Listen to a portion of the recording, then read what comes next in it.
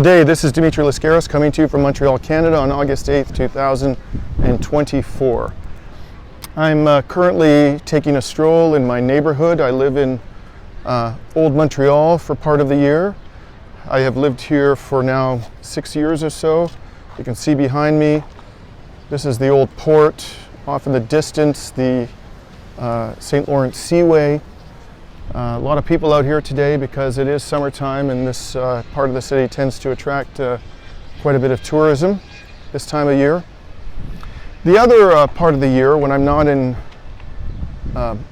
Montreal and I'm not reporting from the field, I spend on the southern coast of Greece just outside a town by the name of Kalamata. And Kalamata is near and dear to my heart because my parents were born and raised not far from there. And it embodies in many ways the best of Greek culture and history. And I also feel when I'm there, on the very southern tip of Greece, that I am at the nexus, the crossroads of the global south and the global north, of European culture, Turkish culture, Arabic culture, and that I'm able to escape, especially as my house, it's a little old stone house up on a mountain, that I'm able to escape from the sheer and utter depravity of Western civilization. Yes, that's what it is. That's what we're witnessing today. We are witnessing depravity of an unspeakable proportion at the highest levels of the Western governments and Western civilization. Why do I say that? Well, not surprisingly, it'll have something to do with the ongoing genocide in Gaza. And I want to go back to October 7th of last year, at that particular moment when Palestinian militants launched their attacks on Israeli settlements and military bases ringing the Gaza concentration camp. I happened to be visiting some family members in France. I was in a hotel. I woke up in the morning, went down to the lobby, grabbed a coffee, pulled out my laptop, started working on an article that I was writing for my website. And in the lounge area where I was having my coffee, in this little town called Tarbes in the south of France, I could hear the news talking nonstop about Gaza. And it sounded all kind of propagandistic to me at the beginning. I wasn't paying much attention because the French media are, at the end of the day, extraordinarily propagandistic, especially when it comes to Palestine and Israel. So I was trying to filter it out, not paying any attention, but it kept going on and on and on. And gradually I realized that something terrible had happened. So I turned off my laptop and I turned to face the television screen. I started paying attention, and quickly it dawned upon me that something terrible had indeed happened. The information that was coming in was sketchy. All we knew was that Palestinian militants had launched an attack of unprecedented proportions, that many people had died, and that it was ongoing. And gradually, within a matter of hours, perhaps a day or two, it became clear to those of us who are observers of, and have been for many years, of the suffering of the Palestinian people and done what we can to assist them, that something truly horrible was about to be visited upon the Palestinian people. Up until the genocide began in October of last year, the worst, most deadly assault that Israel had inflicted upon the Gaza concentration camp happened in the summer of 2014, when Israel massacred in excess of 500 Palestinian children, a number of whom had been sheltering in United Nations schools in the Gaza Strip, whose coordinates had been given to the Zionist abomination. Now, as I was watching the news and trying to get a sense of how deadly these attacks had been, I tried to imagine how bad it was going to get. And I don't want to suggest for one moment that Palestinian children, or any children, are mere statistics. Every life, and particularly the life of every child, is precious. But I tried to sort of prepare myself, to steel myself for what was coming, and I thought, you know, maybe because of the extent of the violence visited upon Israelis by the Palestinian militants, Western governments would allow the Zionist regime to get away with killing 1,000 Palestinian children, maybe 2,000 Palestinian children. And that would be horrible, inexcusable, monstrous. But I never imagined, even having formed, as I had by that point in time, a very, very negative view about the character of Western governments and Western politicians, I never imagined that it would come to this. I never imagined that the official death toll would be in excess of 16,000 Palestinian children, and that every single major Western government would still be providing full-throated support to the Zionist abomination. Never imagined. And 16,000 casualties, dead Palestinian children, I mean, this is a gross undercount in all probability. You know, as many people who watch my program will know, The Lancet, a reputable British medical journal, came out with an analysis which led them to conclude that probably the number of direct and indirect deaths in Gaza from Israel's genocidal rampage was in the range of 180, 190,000. So if we extrapolate from the composition of the population of Gaza, one half of whose residents are children, this means that you're looking at 90,000 or more dead Palestinian children. Palestinian children killed directly or indirectly by the genocidal rampage of the Zionist regime in Gaza. Never in my wildest dreams did I imagine that it would come to this, that Western governments would have so much tolerance for the monstrosities of Israel. And to give you a sense of just how extreme their tolerance is, you know, I learned yesterday from a statement by Canadians for Justice and Peace in the Middle East. This is a pro-Palestinian advocacy group. I used to be the chair of their board a few years ago. They do wonderful work in defense of the Palestinian cause and in the search for peace in West Asia.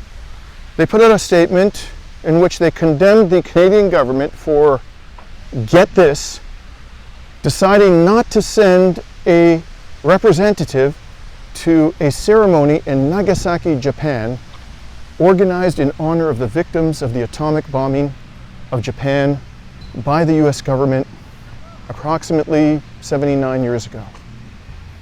And the reason why they were not going to send the Canadian government a representative to this memorial service, if you can believe it, it still boggles the mind now, although I've had a day or so to digest this news.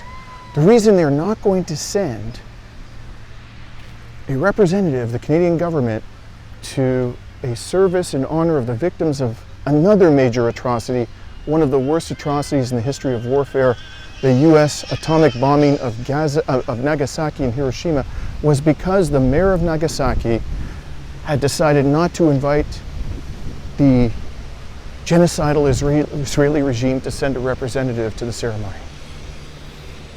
That is how extreme, how unqualified, how over the top, how sick, just sick, Canadian government support for the Zionist regime remains. So, on that note, I want to tell you about something else that happened today in my own neighborhood. A wonderful group of activists who have been agitating for the largest pension fund in Quebec, one of the largest in Canada, the Caisse de dépôt et placement du Québec, to disinvest from companies that are complicit in Israeli apartheid and genocide. They held a press conference today about 500 meters from my home. This is an initiative, by the way, this coalition of activists. They've been pursuing this initiative for months, and they really launched the affair when they set up an encampment in my neighborhood in a place called Square Victoria. I go by this, it's a square, I go by it every day to go to my gym. There's also a little grocery store in the neighborhood. I walk through the square in order to get to the grocery store. And every day, from the time they set up their encampment, I think it was back in June, I would walk by and they would be there, and they were being peaceful and pleasant and charming and informative. They were acting as responsible citizens. As a resident of Old Montreal, I can tell you that they were not in any way, shape, or form impeding my use of public spaces or diminishing my quality of life. But nonetheless, I think it was on July 4th or 5th, the supposedly progressive mayor of Montreal, Valérie Plante, decided to send in the cops to dismantle their encampment. And they set it up in order to demand that the Caisse de Dépôt, whose headquarters are in this neighborhood and were 100 meters or so from their encampment, disinvest from these corporations that are complicit in Israeli apartheid and genocide. And so today they held a press conference, and I'm going to share with you a 2 or 3 minute clip from the press conference. I was there, so you can get a sense of what it is they are concerned about. So have a listen to what they have to say. So in his 18 July letter to the coalition, CDPQ VP Blanchard says respect for human rights is essential to the CDPQ and that it is following the situation in Palestine very closely. Is that true? If so, the CDPQ should be aware of the July 19th advisory opinion of the International Court of Justice, which states, in short, that Israel is imposing its authority over the occupied Palestinian territory by force in flagrant violation of international law. The court therefore calls on all international actors not to lend any aid or assistance to the maintenance of the occupation, and on the contrary, to do everything in their power to put an end to this situation. This includes investors such as the CDPQ. How is the case fulfilling this obligation? We presented 4 examples of investments that are involved in violations of international law and constitute war crimes. 4 examples among 87 companies. Those were WSP Global, a Montreal-based engineering firm in which the CDPQ is the majority shareholder, Alstom, which owns Bombardier Transport, Caterpillar, and Lockheed Martin. In its previous statements, the case attempted to deny or minimize the involvement of Alstom and WSP in rail transport projects, namely the Jerusalem Light Rail project and the Tel Aviv-Jerusalem rail line. These projects that cut through the occupied Palestinian territory. The rails are on stolen Palestinian land in violation of international law. We demonstrated with abundant supporting documentation that these 2 companies are directly involved in violations of international law. As for Caterpillar, it supplies the Israeli army with heavy machinery used for numerous crimes against the Palestinian people, including the construction of illegal settlements and the separation wall, repression of demonstrations with armored bulldozers, destructions of thousands of Palestinian homes, extrajudicial executions of Palestinians.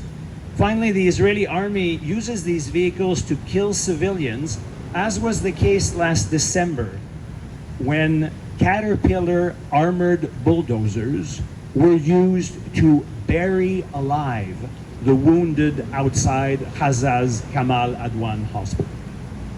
This is not just the view of the coalition or of numerous UN experts who've denounced it. It's also the view of KLP, Norway's leading pension fund, which decided last June to exclude Caterpillar from its portfolio. What is the CDPQ waiting for to follow KLP's lead?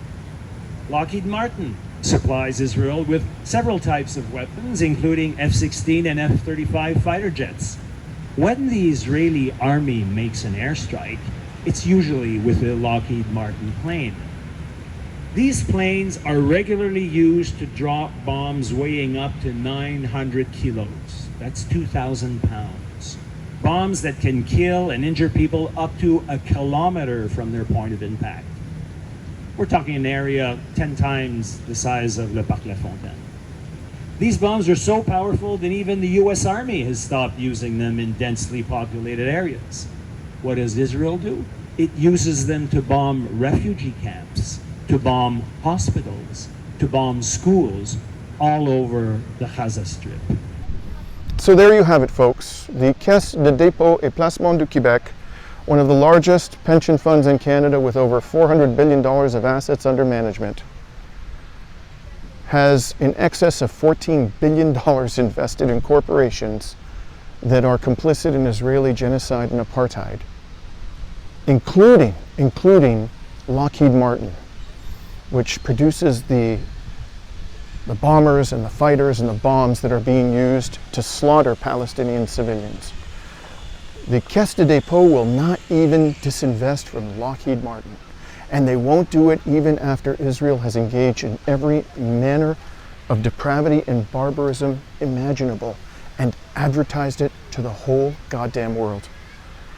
That, in a nutshell, is the quality of the people who run this province and the quality of the people who run this country. These people are sick. They're deranged. I would go so far as to say that they're Nazis. This is outright Nazism, what we're seeing. This continuing, ongoing support for this monstrosity in Israel. Not even a hint that they are going to abandon Israel or even materially reduce their support for Israel after all of this criminality. I frankly can't think of anything more disgusting than that. But yet I remain absolutely convinced that despite their depravity, the Palestinian people will prevail. And I don't say this out of a Pollyannish sense of optimism, as though, something I want to believe, and so I'm just going to force myself to believe it. It's based upon everything that I can see happening in West Asia today. I believe that a cold, hard assessment of the facts and the evidence leads one inexorably to the conclusion that Israel is strategically defeated. Not that it will be, it's already strategically defeated. It has exposed itself for the monster that it is. Its military is exhausted. We can all see the level of its incompetence. The only thing it excels at is killing children and women. Its intelligence services, its military capabilities are grossly overrated.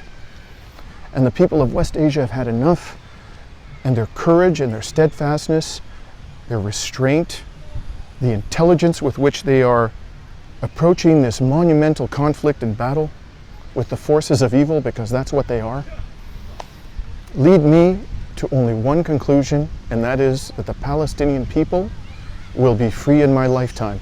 And not only the Palestinian people, but all the peoples, the indigenous peoples of West Asia, will be free in my lifetime. And this is Dimitri Lascaris coming to you from Montreal, Quebec on August 8th, 2024.